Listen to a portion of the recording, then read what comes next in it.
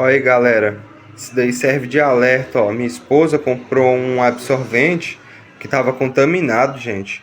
Ela tá assim já, ó, já vai fazer 3 dias já, ó.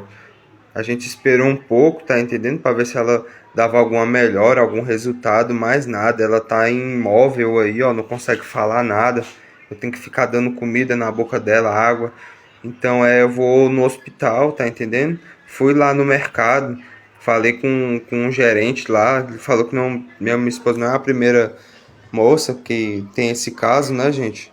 E eu tô publicando esse vídeo aí, ó, pra mostrar pra vocês, ó, pra ver o que que tá acontecendo, pra dar uma olhada aí nos lotes aí, porque não tem cabimento não, gente. Minha esposa tá grávida, gestante, e...